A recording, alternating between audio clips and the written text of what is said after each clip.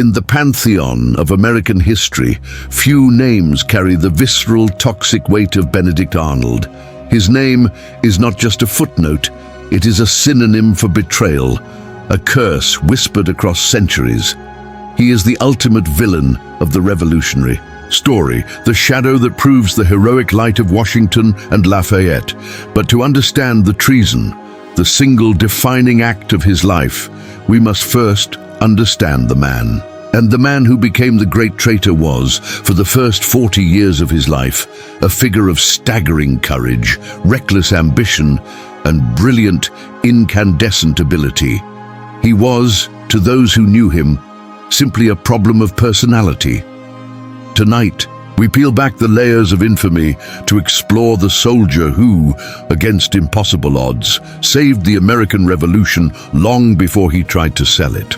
We explore the deep, unyielding psychological needs that forged the last Roman. Benedict Arnold was born in Norwich, Connecticut in 1741, into a family of fading distinction. His father was a successful merchant who eventually succumbed to alcoholism and debt. This early chaos and the resulting shame left a deep, permanent mark on young Benedict. A fierce, desperate need for external validation and financial stability. He was reckless from his youth. At just 15, he tried to run away from his apprenticeship, to join the war against the French. This impulsiveness, this headlong rush toward danger, would define his entire life. In the colonial world, trade was the path to respect. Arnold became an apprentice to a successful apothecary and merchant, eventually establishing himself in New Haven, Connecticut, where he became a successful trader in books, horses, and even, controversially, slaves. Arnold was a man who lived perpetually on the edge of risk. He often sailed his own ships through dangerous, war-torn seas, defying British trade laws and narrowly escaping financial ruin multiple times. He was charismatic, highly intelligent, but aggressive to the point of being tyrannical with his employees and rivals. He craved the admiration and wealth that he felt his birthright should have provided. The coming conflict with Britain provided Arnold with the perfect outlet for his volatile energy. He was already a leader in the local militia, a captain known for his sharp appearance and his even sharper temper. When the news arrived of the battles at Lexington and Concord in April 1775, Arnold did not hesitate. He did not wait for formal orders. He instantly organized his local militia, demanded the keys to the town's powder magazine, and marched his company toward Boston. This willingness to act first, without bureaucracy, without waiting for permission, was the very trait that would make him both an essential hero of the Revolution and its most dangerous liability. Upon reaching Boston, Arnold encountered the fledgling military leadership, and immediately, the pattern of his future destruction began to emerge. He was not satisfied to be one captain among many. He demanded to be seen as the strategic genius he knew himself to be. Arnold arrived with an idea that was as breathtakingly audacious as it was strategically brilliant: the capture of Fort Ticonderoga. Ticonderoga was a massive, aging British stone fortress on the southern tip of Lake Champlain. It was a symbol of British might, but more importantly, it held the key to the entire northern corridor and was filled with something the colonists desperately needed: heavy artillery and cannons. Arnold, with his keen merchant's eye for logistics, understood that without Ticonderoga's cannons, the colonial siege of Boston would fail.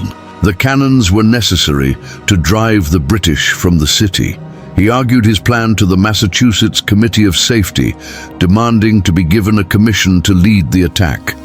He secured the necessary papers and funding, but his timing was imperfect.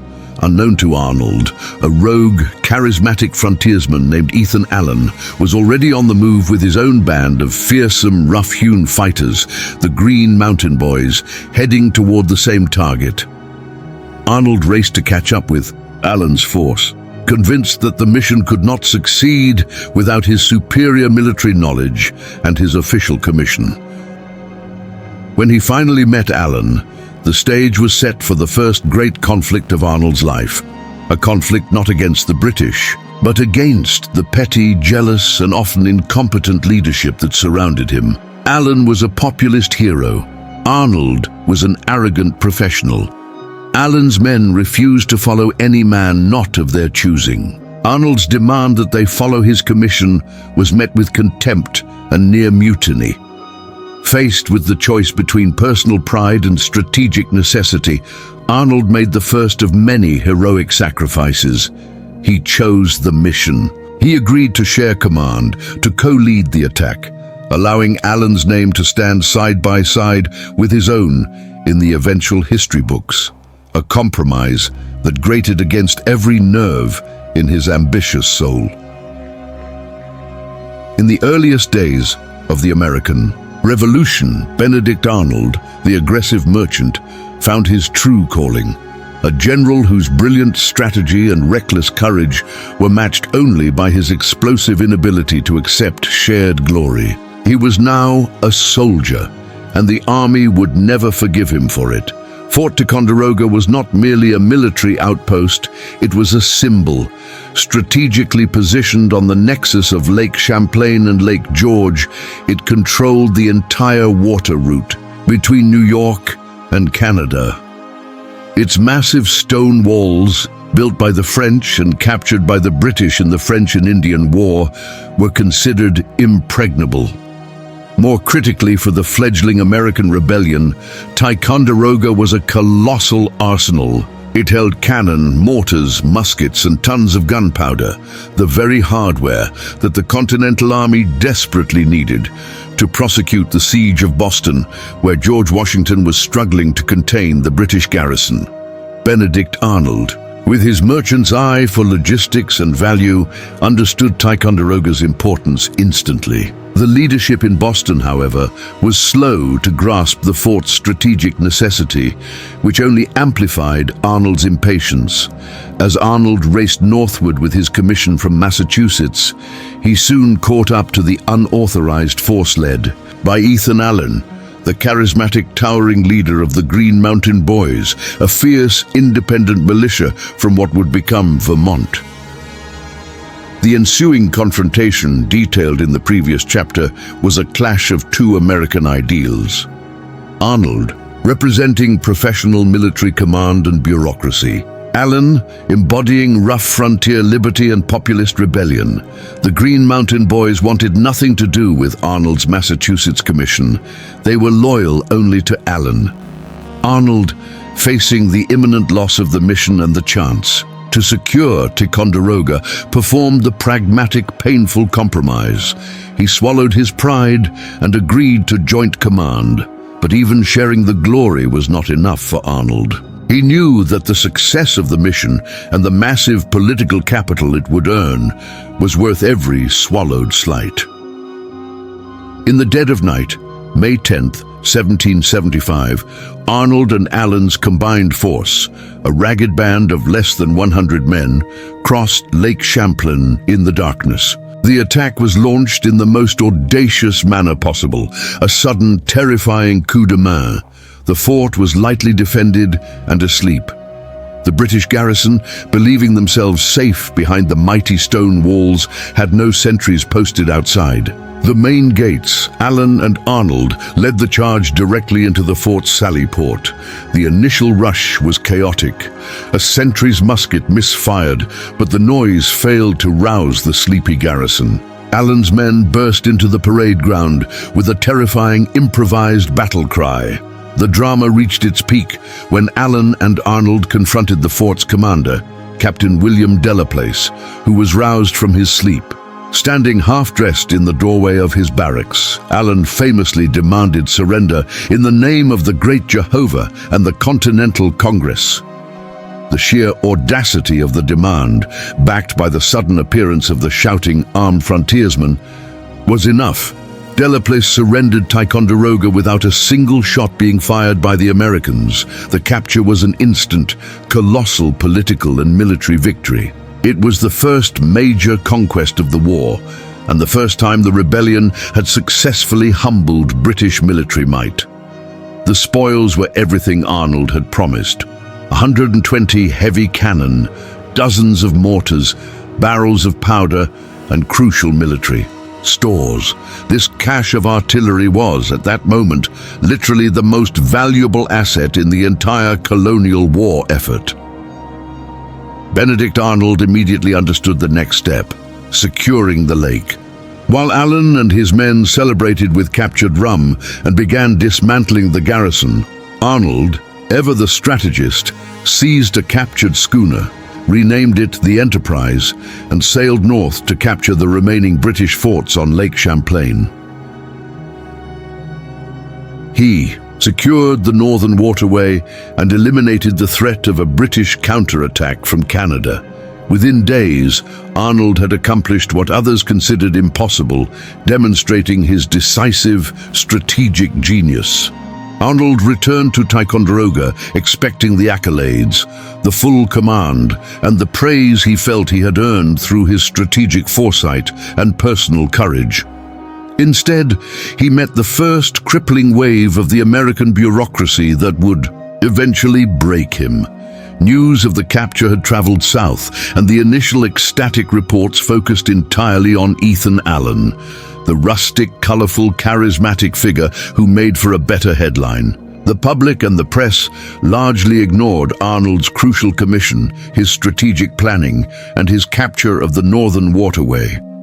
Worse, the civil authority in Massachusetts and New York, worried about the power of Arnold's commission, sent a committee to Ticonderoga. They refused to recognize Arnold's authority, preferring to deal with the more politically pliable Ethan Allen. The soldiers Arnold had personally recruited and paid found their pay suspended. The supplies he had requisitioned were questioned. Arnold, who had literally delivered the revolution its most vital military hardware, was treated as a suspect profiteer rather than a hero. The crowning insult arrived in the form of a Connecticut military official who dismissed Arnold, giving the command of the captured fleet, the fleet Arnold had built and seized, to a far less capable political appointee. Arnold was stripped of his command, effectively fired for succeeding too well and too fast. Arnold, in a rage, resigned his commission and left Ticonderoga in disgrace. He felt not just slighted, but betrayed by the very cause he had risked his life and fortune to serve. This experience established the core trauma of Benedict Arnold's military career. His spectacular, decisive victories were consistently followed by political repudiation, financial neglect, and the denial of deserved glory. The cannons he seized became known as the Noble Train of Artillery, later hauled overland by Henry Knox to save the siege of Boston, becoming one of the most famous logistical feats of the war.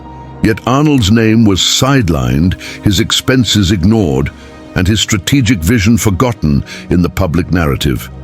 He had saved the rebellion, but the rebellion had already begun to humiliate the very man who believed himself indispensable. A soldier, now consumed by righteous indignation, would soon seek a new, greater command, one that would lead him into the deepest wilderness and onto the highest stage of heroism. Benedict Arnold left Lake Champlain in a cold, boiling rage. Stripped of his command, financially indebted from provisioning the very fort he had seized, and watching a lesser man take credit for his victory, Arnold was finished with the Northern Front for about a week. His rage was quickly transmuted into a powerful, almost desperate need to succeed on a scale that Congress, the committees, and the public could not possibly ignore. He needed an act of such staggering heroism that his name would be forever etched into the founding narrative of the Revolution. He went directly to George Washington outside Boston with a proposal as bold as it was perilous: the conquest of Canada. The plan was simple on paper, a two-pronged attack: General Richard Montgomery would approach from Lake Champlain, while Arnold would lead a second covert column through the vast, unexplored, brutal wilderness of Maine, then Massachusetts territory, to strike the heavily fortified city of Quebec. From the rear, Washington, impressed by Arnold's sheer audacity and strategic vision, and perhaps sensing the raw, contained energy he could harness, approved the mission. In September 1775, Arnold gathered his force, roughly 100 men, a mix of riflemen, infantry and frontiersmen, including the young, ambitious Aaron Burr and the future explorer Daniel Morgan. They were embarking on what was effectively a suicide march. The challenge was not the British, but nature itself. Arnold's route demanded navigating the Kennebec and Dead Rivers in Maine before crossing the great height of land that marked the border with Canada. They were facing 350 miles of dense forest, rapids, swamps and mountains, all to be covered before the Canadian winter set in. The logistical failures began almost immediately. The essential riverboats, or bateaux, that Arnold had commissioned were hastily built from green, unseasoned pine. They quickly warped, leaked and broke apart in the rocky rapids. As they pushed into the dark, relentless wilderness, the river became their enemy. Men spent hours waist-deep in freezing water, dragging the heavy, broken boats against the current. Food supplies, soaked by the leaking hulls and capsized boats, began to mold and spoil. Gunpowder was ruined. Arnold, however, was in his element. He was everywhere at once, at the front, scouting, at the rear, ensuring discipline, and in the middle, fixing the broken logistics. His physical endurance was superhuman. His drive was relentless. He led from the very front, setting a pace that astonished and terrified his men. The march was soon defined by starvation. The expedition had left Philadelphia carrying enough supplies for 45 days, but the unforeseen horrors of the route, the river, the swamps, the necessity of building new roads and bridges, turned a 5-week journey into a 9-week nightmare. Food rations dwindled to nothing. Men resorted to eating whatever they could find, shoe leather boiled into a gelatinous soup, candles, bark, and eventually their own dogs. The cold was constant and the ground was perpetually wet. The psychological toll was immense. As the column ascended the height of land, the men reached their breaking point. 1/3 of the force, nearly 300 men, broke ranks and turned back, taking with them most of the remaining supplies. This act of desertion was devastating, but Arnold did not pursue them. He accepted their failure and pressed on with the men still willing to follow him. The only reason the column did not entirely disintegrate was Arnold's unbreakable will. He personally scouted ahead, sharing the last scraps of food and providing the only reliable reports back to the straggling line. He was obsessed, driven by the knowledge that this mission, this spectacular act of endurance, was his final chance to claim the unchallenged glory he felt Ticonderoga had stolen from him. When they finally staggered down the St. Lawrence River Valley and reached the first Canadian farms, the men were ghosts. They were reduced to 600 starved, ill and frozen survivors, their uniforms rags, their weapons water-damaged, their feet nearly frozen off. But they had done the impossible. They had emerged from the terra incognita of the northern wilderness to stand before the gates of Quebec. The sight of Arnold's tattered, spectral army on the plains of Abraham did, for a brief moment, terrify the British garrison inside Quebec's massive walls. The British commander, realizing no civilized force could possibly have arrived from that direction, believed Arnold's force must be a small, highly effective scouting party. Arnold, however, knew his moment of advantage was fleeting. He had no siege guns. They were abandoned in the swamps. His men were unfit for combat, and he faced walls that were virtually impregnable. He attempted a bold display, marching his men around the city in a futile attempt to frighten the British into surrender. The British refused. Arnold was forced to wait for General Montgomery's main force, which was approaching from Montreal. The wait was agonizing. Time passed, supplies ran out, and the Canadian winter clamped down, freezing the St. Lawrence River and freezing the morale of the American troops. By the time Montgomery arrived in early December, Arnold's men were exhausted. Montgomery, a veteran British officer who had defected to the American cause, demanded an immediate attack before their enlistments expired. On New Year's Eve 1775, under the cover of a massive blizzard, the Americans launched a desperate three-pronged assault on Quebec. The attack was a disaster. General Montgomery was killed instantly by a blast of grapeshot. Command of the entire operation fell directly to Benedict Arnold. Leading his men through the narrow, snow-choked streets, Arnold showed the furious, headlong courage that always defined him. A massive volley of musket fire tore into his leg, shattering his fibula and tearing open a major artery. It was a catastrophic wound, the first of two that would cripple him for life. Carried bleeding from the field, Arnold refused to allow his men to retreat. The remaining American forces, disorganized and without their leaders, were eventually forced to surrender. The Quebec campaign was a total failure. Canada was not taken, and General Montgomery was dead. Yet, Arnold was left with one thing no one could deny: unqualified, undeniable heroism. He had achieved a feat of endurance that rivals the greatest military marches in history. He had faced down mutiny, starvation, and the deepest wilderness, and though defeated, he had done so at the head of his men, suffering a terrible wound. The shattered limb was a painful, constant reminder of his sacrifice, but it also became his proof of patriotism.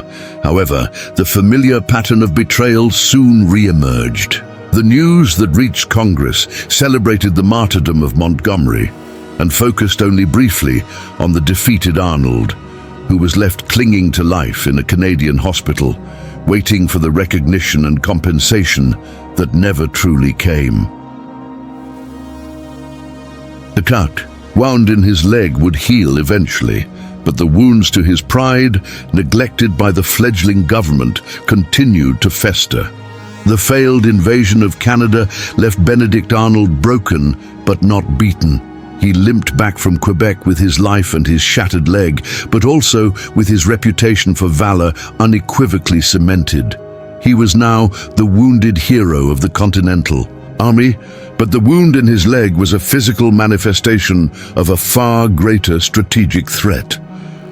The vast waterway of Lake Champlain was the Revolution's most critical and most exposed artery. If the British could secure the lake, they could sail a massive army south from Canada, split the American colonies in half at the Hudson River, and crush the rebellion by cutting off New England, the heart of the resistance.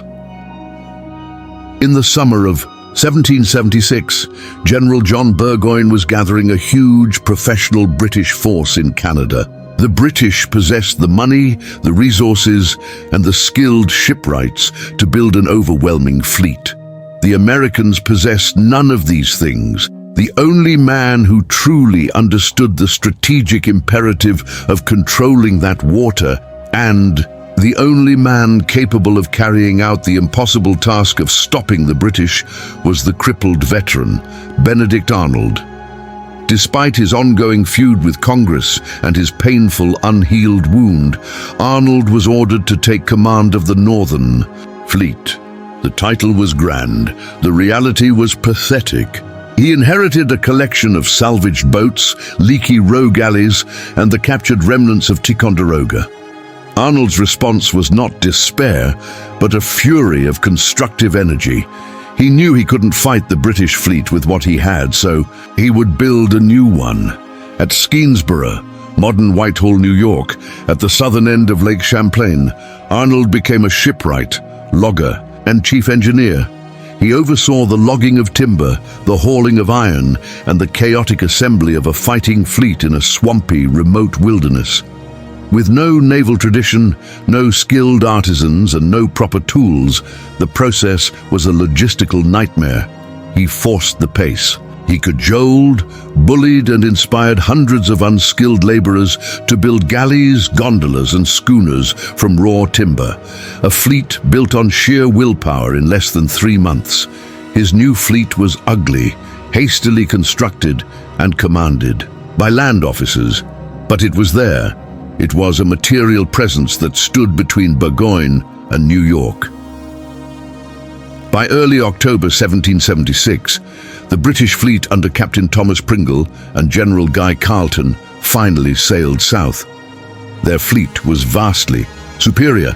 It included 25 gunboats, heavily armed ships, and a flagship of 22 guns. The British had built their ships professionally, with speed and firepower that dwarfed Arnold's amateur flotilla. Arnold faced a terrifying disparity in force. The British had 1,200 guns, Arnold had 71. The British were professional sailors. Arnold's men were mostly farmers who learned to row days earlier. Arnold knew that a conventional open water fight was suicide. His strategy was classic Sun Tzu: choose the ground of battle.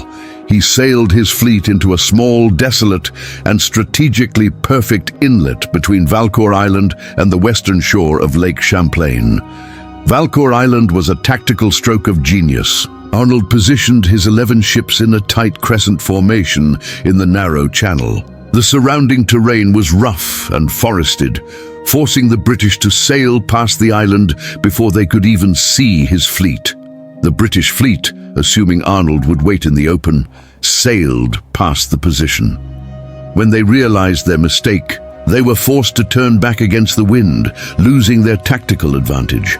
On October 11, 1776, the battle began. The engagement was brutal. For 5 hours, Arnold's ragtag fleet absorbed a catastrophic amount of punishment. The American ships were ravaged by cannon fire. Arnold was everywhere, limping across his flagship, the Congress, personally aiming cannons and inspiring his terrified men. Arnold's flagship was hit repeatedly, its mast destroyed, its hull pierced, its crew decimated. He ordered his fleet to fire slowly, deliberately, and with precision, but the sheer volume of British fire was overwhelming. By sundown, the Americans were decisively defeated. Many ships were sinking, and the entire fleet was crippled. The British assumed their prey was trapped. They withdrew a short distance, expecting to finish off Arnold's broken fleet in the morning. They anchored their ships across the ends of the narrow channel, confident that no American boat could escape. What followed was perhaps Arnold's single most brilliant act of the war, a maneuver of audacity and desperation. Under the cover of a thick fog and the deep blackness of a moonless night, Arnold executed a silent, audacious withdrawal. He ordered his surviving ships to extinguish all lights, muffle all oars, and silently slip their anchor lines. He led his 11 battered ships on a ghostly procession, slowly, agonizingly sailing right through the British lines. The British, sentries and ship's captains, confident in their victory, never heard a thing. The escape was miraculous, but it did not save the fleet. The British pursued Arnold the next day, catching up to the remnants. Knowing the battle was lost and the capture of the ships would hand the British Burgoyne's invasion route, Arnold ordered his remaining vessels to be run ashore and burned. As the British closed in, Arnold personally walked off his burning flagship, the Congress, the flames licking at his heels, ensuring no usable timber or supply was left for the enemy. Arnold lost every ship he built. His fleet was utterly annihilated. But Arnold had won the campaign. He had stalled the powerful British fleet for 5 desperate hours at Valcour Island, and then he had led them on a days-long chase. He had delayed the British for 3 weeks, chewing up the crucial remaining campaigning season. When the British finally captured the smoking ruins of Arnold's fleet, they held the lake, but it was too late. The weather had turned. General Carleton, seeing the ice and snow approaching, determined it was too risky to push south and was forced to make the most consequential decision of the war. He turned his entire army around and retreated back to Canada for the winter. Arnold's sacrifice of his entire fleet had bought the Continental Army 4 crucial months. It had prevented Burgoyne's invasion, saved the northern colonies, and allowed George Washington to regroup and launch the crucial Trenton and Princeton campaigns. Arnold had saved the Revolution, and yet the pattern held firm. When the news reached Congress, they focused on the cost, the lost ships, the lost supplies, and not the strategic time Arnold had won. His expenses were once again questioned. His command was once again scrutinized. The crippled hero who had just performed a masterstroke of defensive warfare was viewed with suspicion. The price of glory was proving too high, and the scars of resentment were deepening into permanent fissures. The winter of 1777 was a painful one for Benedict Arnold. His leg, shattered at Quebec, slowly healed, leaving him with a pronounced limp. But the deepest pain came from Philadelphia, from the Continental Congress. Despite his unparalleled sacrifice at Quebec and his strategic masterstroke at Valcour Island, Congress deliberately passed him over for promotion to Major General.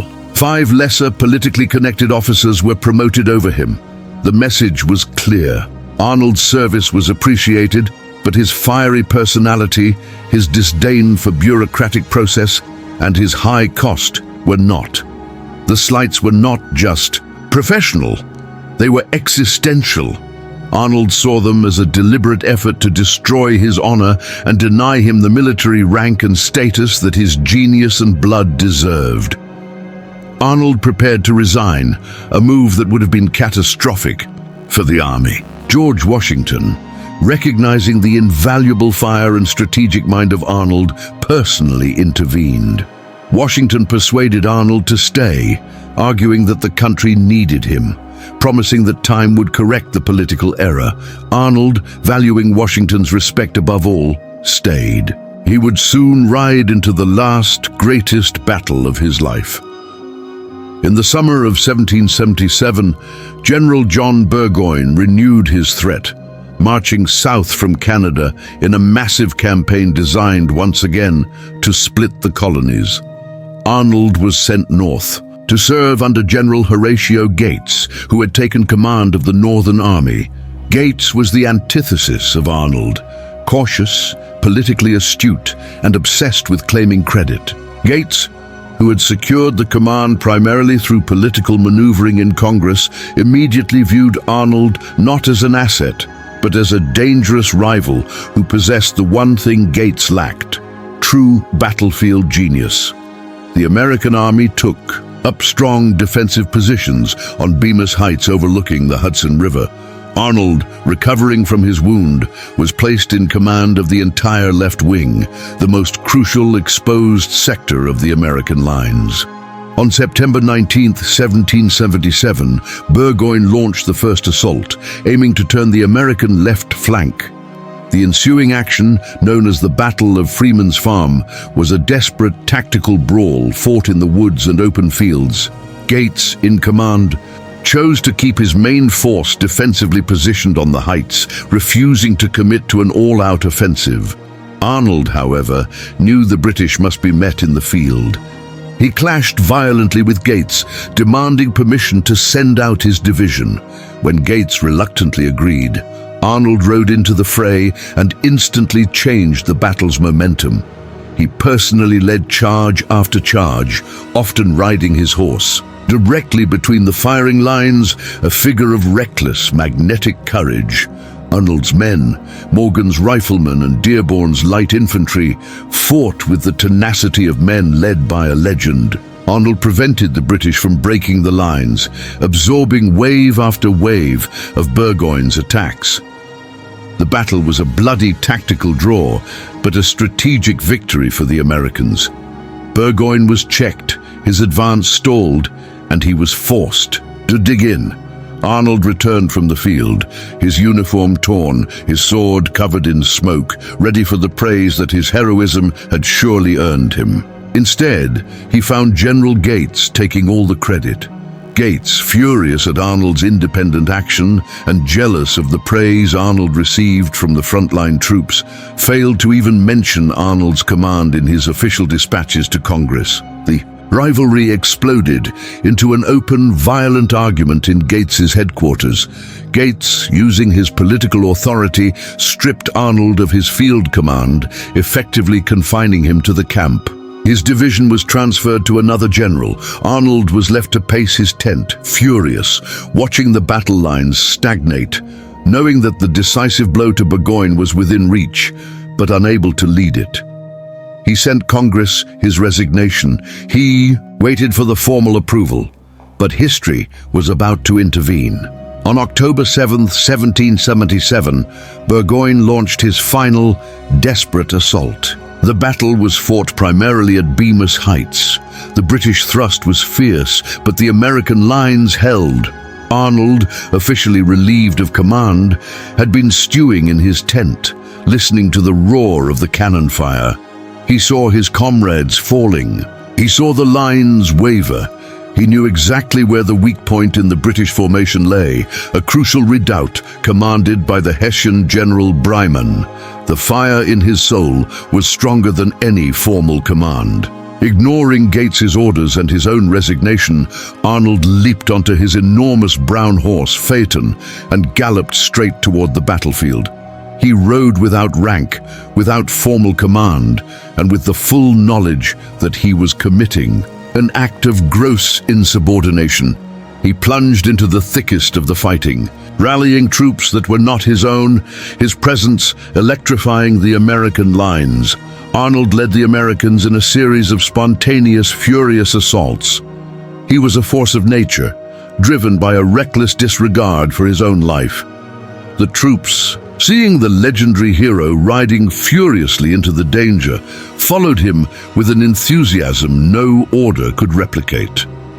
The climax came when Arnold personally led a charge against the Hessian redoubt. He stormed the walls, driving the Hessian defenders back. The position was taken. The American line surged forward. As the Hessians retreated, a wounded Hessian soldier fired his final shot. The musket ball struck Arnold's already injured leg, tearing into the bone just above the ankle. His horse was shot and collapsed, pinning Arnold beneath him. The wound was catastrophic.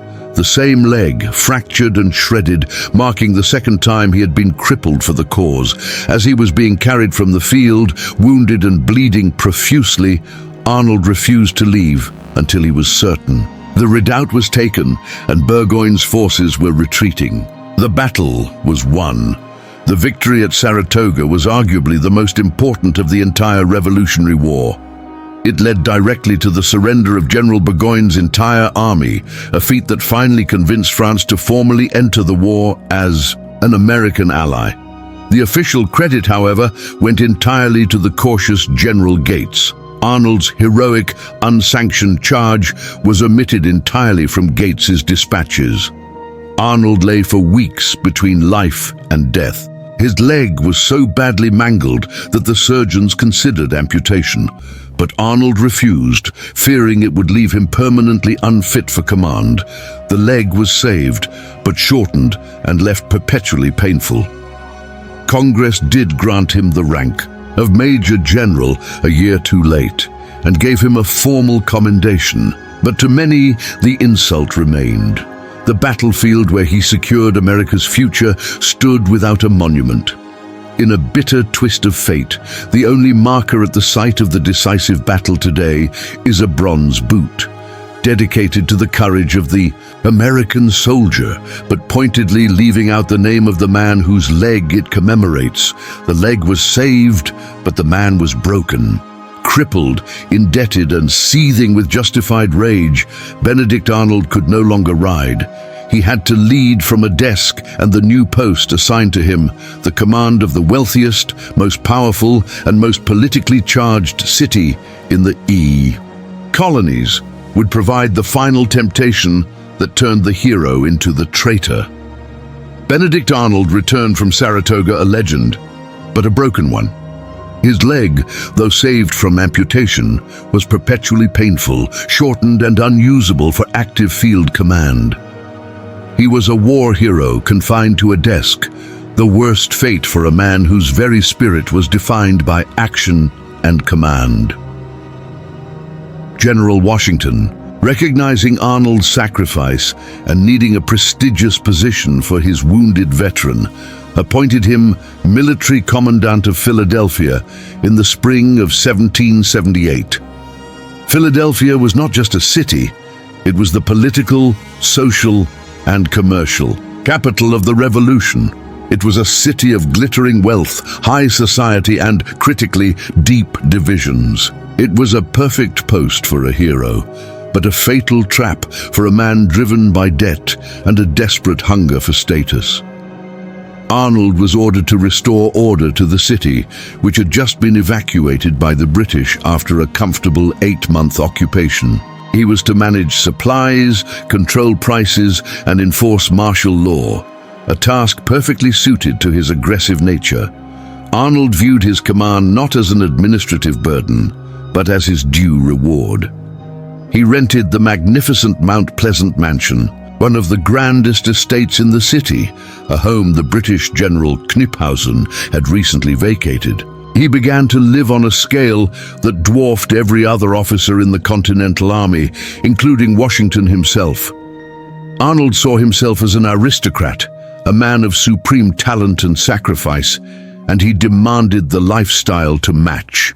His military pay, which was often months late from the bankrupt Congress, was utterly insufficient to fund his vision. He bought a grand coach, hired liveried servants, and threw elaborate, costly balls and banquets. His dinner parties were famous for their wine, their silverware, and their guest list, which often included former loyalists who had stayed in the city during the British occupation. This conspicuous consumption immediately set him at odds with the ruling political faction in Pennsylvania, the radical Supreme Executive Council. These men were rigid, puritanical Republicans who viewed Arnold's aristocratic display as evidence of corruption and betrayal of the Revolution's simple, virtuous ideals. The contrast was stark and damning. While Arnold lived like a prince, his own wounded soldiers often suffered from starvation and lack of pay. Arnold was a widower, and his social life quickly centered on securing a suitable second wife to elevate his standing. He found her in the most dangerous corner of Philadelphia society, the Loyalist elite. Her name was Peggy Shippen, the young, beautiful, and highly sophisticated daughter of Edward Shippen, a wealthy, cautious judge who had been known to fraternize openly with the British command during the occupation. Peggy was just 18, 20 years Arnold's junior, and possessed a charm and political awareness far beyond her years. During the British occupation, she had been a darling of the British officers, most notably dating Major John André, the handsome, cultured aide-de-camp to the British Commander-in-Chief, Sir Henry Clinton.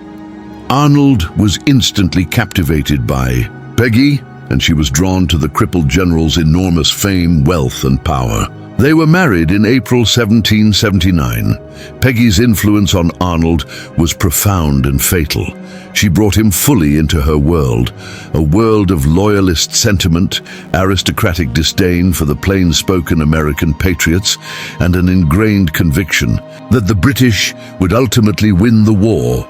Her social circle was a hotbed of anti-Washington and anti-Congress opinion. More importantly, Peggy was already in secret correspondence with her former friends in the British High Command, including Major John André. Whether Peggy actively pushed Arnold toward treason or simply created the environment where treason became psychologically possible is one of history's great debates, but she served as the crucial conduit, the elegant, trusted connection between the brooding, resentful American general and the waiting ears of the British Secret Service. Arnold's opulent lifestyle and his marriage to Peggy were built on a foundation of sand. His debts were astronomical. Arnold had always been a risk-taking merchant, but in Philadelphia, his ambition outstripped his means. He made desperate attempts to recoup his losses and pay for his lifestyle through schemes involving privateering, purchasing goods intended for the military, and speculative trading, all of which were ethically questionable and sometimes illegal. Under his command authority, his attempts to obtain compensation from Congress for the immense funds he had personally advanced during the Ticonderoga and Quebec campaigns were met with endless bureaucratic delays, committee reviews, and suspicion. Congress, bankrupt and paranoid, refused to honor his legitimate claims quickly. Arnold felt the pressure intensely, the crippling debt, the scorn of the political radicals, and the need to maintain the aristocratic lifestyle that Peggy demanded. The disparity between his vast sacrifices for the country and the country's refusal to honor his legitimate financial claims fueled his greatest resentment. He began to view the leaders of the revolution not as noble patriots, but as petty, hypocritical villains, enriching themselves at the expense of true heroes like himself. Arnold's activities did not go unnoticed. His lavish spending and questionable business dealings provided his political enemies with the ammunition they needed. The most powerful of these enemies was Joseph Reed, president of the Supreme Executive Council of Pennsylvania. Reed launched a relentless campaign against Arnold, publicly accusing him of using his military office for personal gain, monopolizing supplies, and dealing with known loyalists. Arnold's rage knew no bounds. He was being accused of profiteering by the very men who had denied him the compensation that his blood had earned. He demanded a full court-martial to clear his name. The combination of factors was overwhelming. Financial ruin, debt collectors were closing in, threatening his status and his wife's comfort. Political humiliation. He was publicly scorned and accused of being a corrupt traitor. Physical pain. His wound was a constant throbbing reminder of the sacrifices the Republic had failed to repay. Loyalist influence. His wife's social circle whispered of the stability, wealth, and honor awaiting a man of his caliber on the British side. Benedict Arnold, the heroic general who had saved the revolution from Canada, now stood on the precipice, isolated, despised by his enemies, and facing financial and political ruin. The only path forward in his mind was an escape, a massive, definitive act that would restore his fortune and his honor. The hero was ready to bargain. For Benedict Arnold, the torrent of public accusations from Joseph Reed and the Supreme Executive Council of Pennsylvania was more than just a political attack. It was an assault on the honor he had purchased with his own blood. In a society where one's reputation was everything, to be called a corrupt profiteer was a fate worse than death. Arnold, driven by his desperate need for public vindication, demanded a formal court-martial. He wanted a trial by his peers, a swift process that would publicly clear his name and destroy his political enemies. But the Continental Congress, slow, suspicious, and overburdened, treated Arnold's demand not as an urgent appeal from a wounded hero, but as yet another logistical burden. The court-martial was not convened until the spring of 1779, a full year after the initial charges. This delay was agonizing for Arnold, who saw his reputation and his finances steadily crumble under the weight of sustained public scorn. The official charges brought against Arnold were technical and, by the standards of wartime procurement, often minor but politically explosive. Joseph Reed accused Arnold of using military wagons assigned to the army for private commercial gain, imposing military authority to secure a private business deal involving a captured ship, the Active, improperly issuing passes for a loyalist ship to enter the port, throwing extravagant parties with high-ranking loyalists. Arnold's defense was that these were necessary actions in a time of administrative chaos, or that they were legitimate attempts to recover his own wartime expenses that Congress refused to pay. His defense was compelling, but his manner was not. He defended himself with the arrogance and aggressive contempt he typically reserved for his battlefield enemies.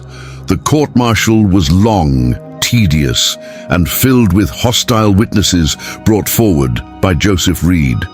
For a man of action like Arnold, forced to spend weeks debating invoices and carriage assignments, the process was torture. While he defended his honor in a courtroom, his financial position became impossible. His lavish Philadelphia lifestyle, fueled by his marriage to Peggy, continued unabated. His creditors were now openly threatening to seize his property. He was a major general of the Continental Army, crippled and famous. Yet facing the shame of debtor's prison, Arnold was convinced that even if he was acquitted, the sheer cost of the trial, the legal fees, the time lost, the damage to his reputation meant he was already financially ruined. His fate was sealed by bureaucracy, not by the sword. Meanwhile, in the salons of Philadelphia, Peggy Arnold moved through her loyalist social circle, maintaining subtle contact with her old friends in the British command, particularly Major John André, who was stationed in New York. The contrast between Arnold's public humiliation and the promise of wealth and status awaiting him in the British service became too great to ignore. In the late fall of 1779, the court-martial finally delivered. Its verdict, it was a classic compromise. Arnold was acquitted of the vast majority of the most serious charges, including the major accusations of treasonous intent and illegal use of his command. His honor was technically preserved. However, the court found him guilty of 2 minor technical offenses: improperly granting a pass for a ship, using a few military wagons for private business during a short period. The court ruled that while the offenses were minor, they were improper and required a public gesture of discipline. The court ordered that Arnold receive a reprimand from none other than George Washington himself. Arnold was ecstatic at the acquittal, but furious at the finding of guilt, however minor.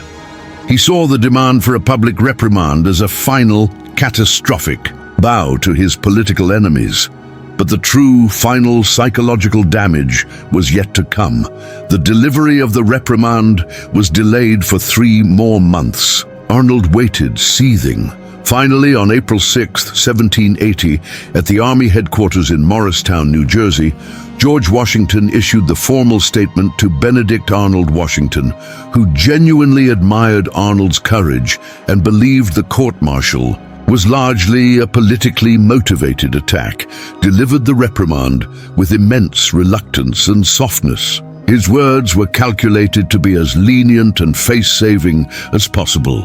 Our profession is the most dignified on earth and has for its immediate object the defense of those rights and privileges which are dear and valuable to all mankind. The commander-in-chief would have been much happier in an occasion of bestowing commendations on an officer who had rendered such essential services to his country. Washington then gently admonished Arnold for the 2 minor charges, concluding that he hoped Arnold would avoid such irregularities in the future. The reprimand was designed as a feather tap, a mere formality to placate the politicians. But to Benedict Arnold, already crippled by debt, political persecution, and physical pain, it felt like a mortal wound.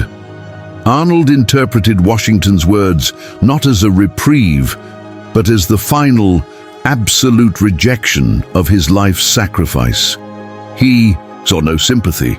He only heard the official voice of the institution that had passed him over for promotion, ignored his wounds, ruined him financially, and now publicly declared him a petty criminal. He believed the reprimand was the final proof that the Continental Congress was an ungrateful, corrupt entity, unworthy of his continued devotion. His mind twisted the facts. They honor my dead comrades, but they humiliate me, the living one, the one who won their war for them. In that moment, standing before the general he respected more than any other, Benedict Arnold made his final, irrevocable choice. He was finished with the Continental Army. His debts were too great, his pride too shattered. He decided that if the American cause would not reward his unique abilities with the status and wealth he deserved, the British crown certainly would. With his mind set, Arnold wasted no time. Within days of receiving Washington's reprimand, Arnold began his active betrayal.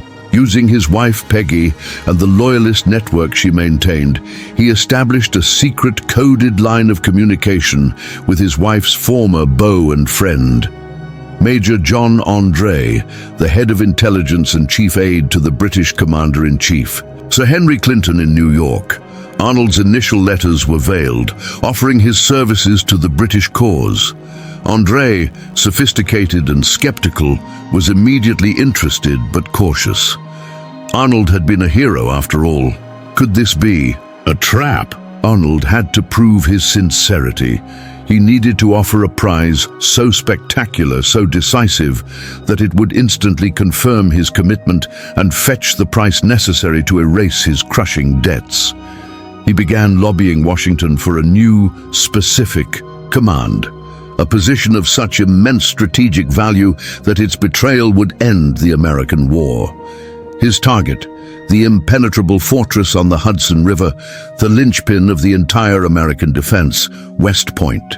With his mind permanently set against the cause he once championed, Benedict Arnold initiated the ultimate negotiation, the sale of his honor, his future, and the key to the American Revolution.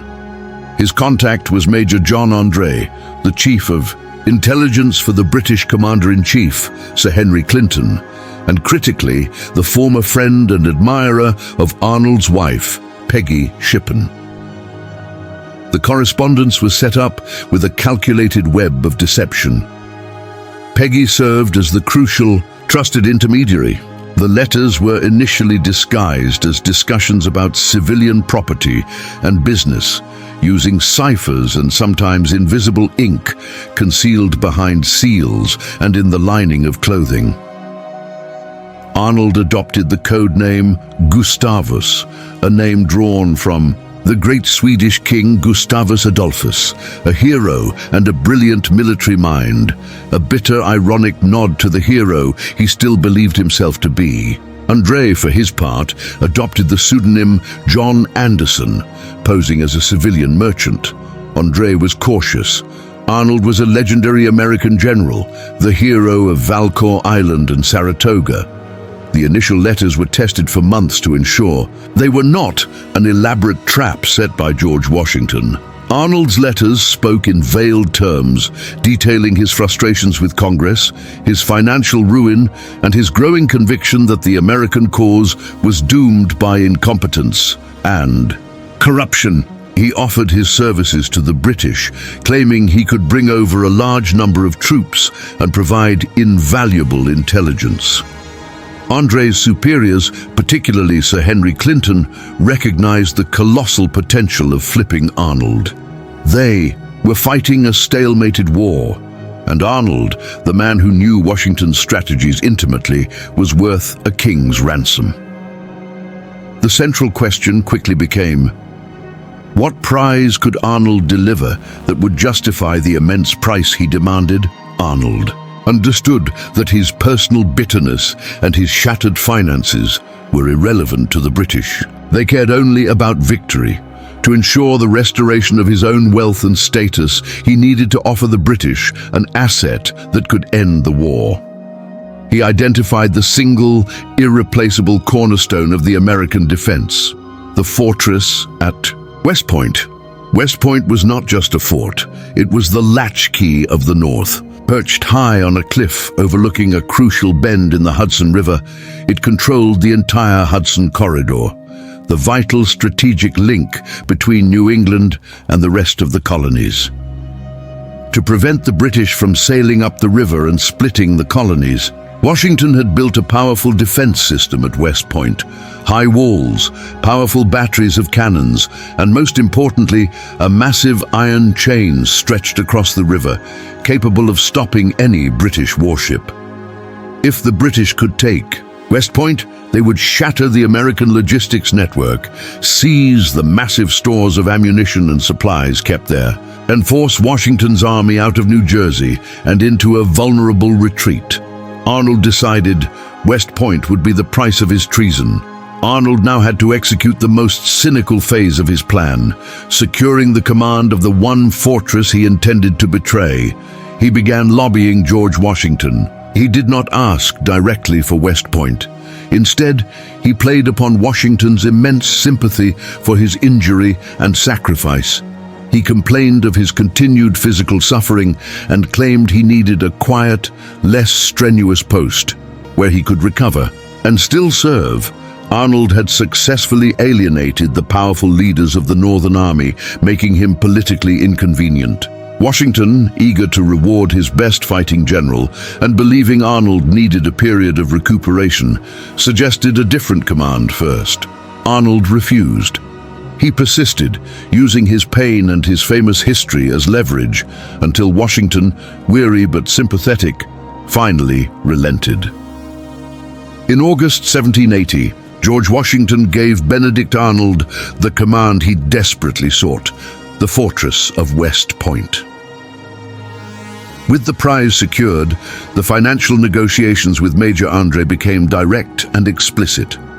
Arnold was selling not just an army, but an entire strategic defense.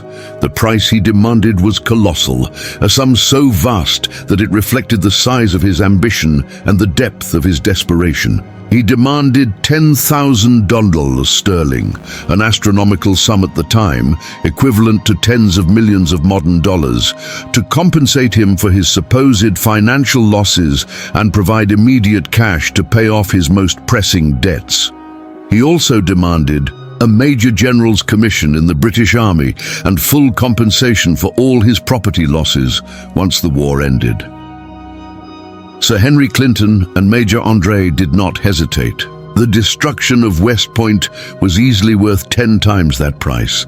The deal was struck. The final piece of the operation was the logistics of the surrender.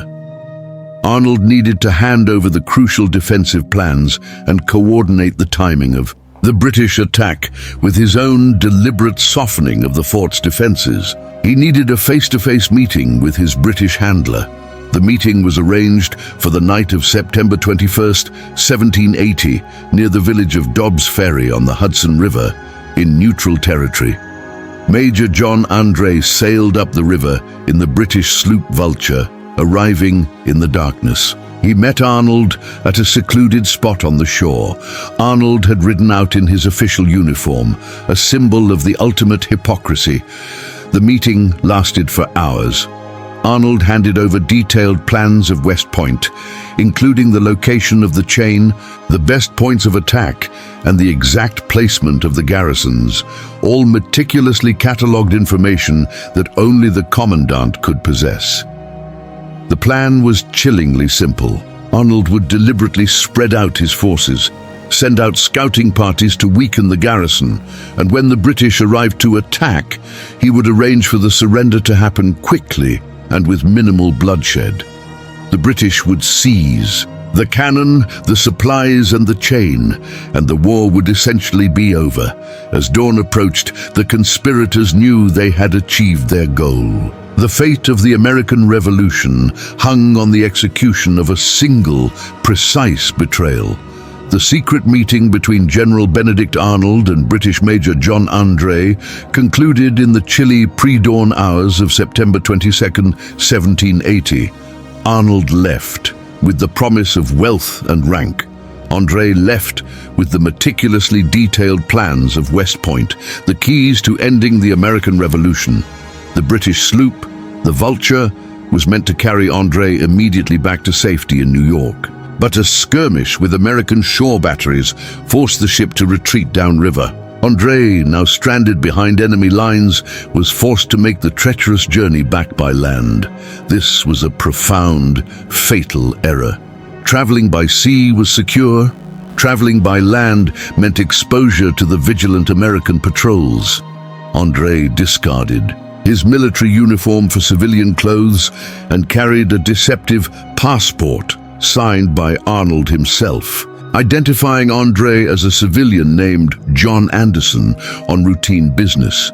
The most incriminating evidence, the detailed plans, the maps, and the schematics of West Point's defenses were hidden in a desperate last-minute location. Tucked inside his boot, André proceeded south, feeling the weight of the war-ending plans in his footwear. He almost made it. He had passed through several American checkpoints, protected by Arnold's pass and his polished, gentlemanly charm. On September 23, 1780, near Tarrytown, New York, Major André's journey was halted by a small, unremarkable band of 3 American militiamen, men known as cowboys or neutral border police, who were not part of the official army. They were not expecting a prize of war. They were simply looking for casual loot or runaway cattle. The 3 men, John Paulding, Isaac Van Wart, and David Williams, stopped André. When questioned, the British spy made the single fatal blunder of his mission. Believing the men were loyalists, he revealed himself as a British officer.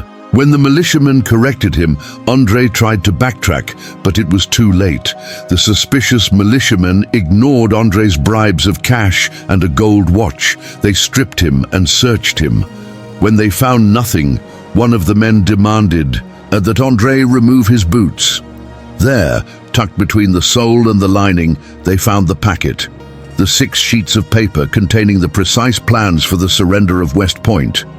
The plot had collapsed. The militiamen, realizing they held the key to the war, immediately turned André over to their superior officer, who quickly realized the immense seriousness of the captured documents.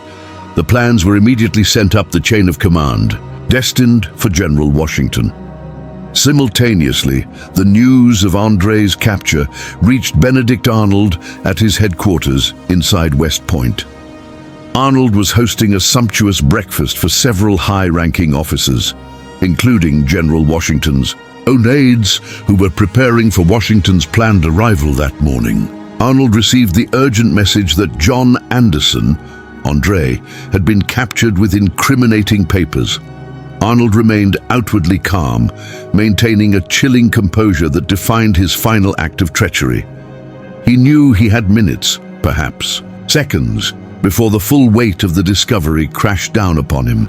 He excused himself, claiming an urgent need to attend to Washington's imminent arrival.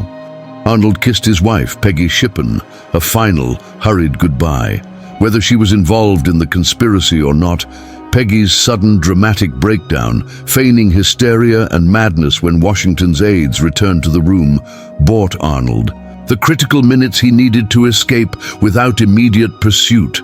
Arnold wrote a single, cold, desperate note to Washington, justifying his actions by citing the country's ingratitude before mounting his fastest horse. He did not ride toward the fortifications, he commanded. He rode toward the Hudson River, where his official barge was waiting. He commanded the oarsmen to row him at top speed downriver, claiming he had an urgent message for the British general in New York. As Washington's official party rode up to West Point, they were greeted by the sight of Arnold's desperate trail. Washington arrived at Arnold's headquarters only to find his general missing, his wife raving hysterically, and a military aide holding the damning packet of plans taken from Major André's boot. Washington's shock was total and crushing. Arnold was not only a fellow general and a friend, but the man Washington had saved from public disgrace and appointed to the command he trusted above all others. The reaction of the military staff was one of universal, agonizing disbelief. "Whom can we trust now?" lamented General Henry Knox. Washington, known for his iron control, was devastated. He immediately dispatched troops to try and intercept Arnold's barge, but it was too late. Arnold reached the safety of the British sloop Vulture just hours ahead of his capture. The American Revolution had survived its closest brush with total disaster, saved not by the brilliance of a general, but by the chance integrity of 3 low-ranking militiaman who refused a bribe, Major John André was taken into custody. As a gentleman and a respected officer, he was treated with dignity, but his fate was sealed. Found guilty of being a spy, André was sentenced to death by hanging André's final request to be executed by firing squad was denied. On October 2, 1780, he was hanged in Tappan, New York. His execution was tragic. He was universally respected by the American officers who carried out the sentence. Benedict Arnold, meanwhile, arrived in New York to claim his reward.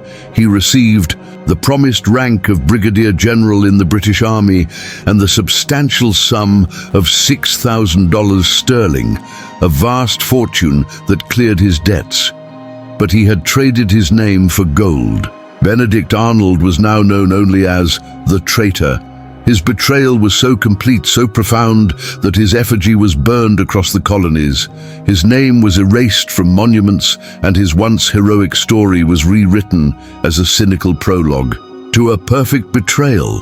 The hero had traded his honor for cash, and in doing so had guaranteed his own eternal damnation in the eyes of the nation he helped create. Benedict Arnold successfully reached British lines in New York, trading his integrity for a substantial fortune. He was immediately given his promised commission as a Brigadier General in the British Army, where he became the highest-ranking American to fight for the crown. Arnold served his new masters with the same furious, reckless energy that had defined his service to the Continental Army. His mission was one of vengeance. He led brutal, destructive raids against his former countrymen, most notably raiding Virginia and then launching a devastating attack on New London, Connecticut, a town close to his childhood home.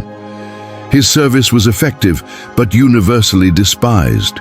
American officers who captured men serving under Arnold often executed them as traitors without trial. Arnold knew that if he were ever captured, he would face the gallows immediately. The war, however, was in its final stages. The surrender of General Cornwallis at Yorktown in 1781 effectively ended the conflict, and Arnold's usefulness to the British Crown vanished overnight. When the fighting ended, the universal condemnation of Benedict Arnold began. He was forced to flee America with Peggy and their children, taking up permanent residence in London. Arnold was paid well, and he was granted a pension, but he was treated with open disdain by the British establishment. While George III and the royal court accepted his necessity and his money, the British officers and gentlemen never truly trusted him. He was a man who had betrayed one country. Logic dictated he would betray another. He was a pariah in the very aristocracy he had paid so dearly to join. The irony was absolute. He had sought honor and respect, but he found himself in permanent, scorned exile, living among people who considered him a necessary but despicable tool.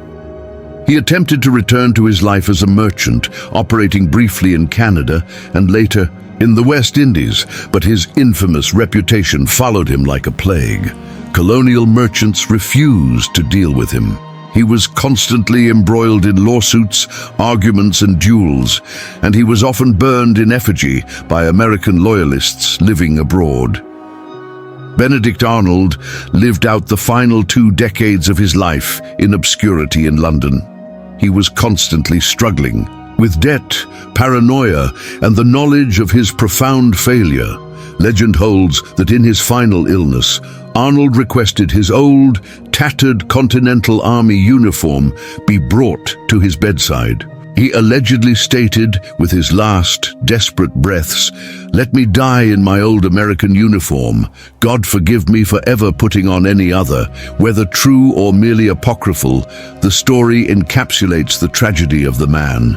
The true hero, the fierce patriot who risked his life for liberty, died a pariah, haunted by the memory of the honor he destroyed. Benedict Arnold died in London in 1801, a forgotten man whose passing made barely a ripple in the English press. His wife, Peggy, survived him, fighting desperately to preserve her children's financial stability and shielding them from the poison of their father's name. The name of Benedict Arnold remains the single most powerful synonym for treason in the American lexicon. His story is not the tragedy of a man defeated by superior force, but the tragedy of a man destroyed by his own pride, his financial recklessness, and his inability to reconcile his immense ego with the petty ingratitude of the government he served. The cannons he seized at Ticonderoga secured the siege of Boston. The ships he built at Valcour Island saved the northern colonies. The charge he led at Saratoga won the French alliance. His heroism was essential to the founding of the nation. Yet, at the critical battleground of Saratoga, where he won his greatest victory, the monument stands today without his name, a poignant marker dedicated simply to the most brilliant soldier of the Continental Army. Arnold remains, to this day, the last Roman, a classical figure of incandescent virtue and fatal flaw, who chose to destroy the republic he had given his blood to create. His complex, tragic story is a permanent reminder that the hero who is not honored is the hero most likely to seek his compensation elsewhere.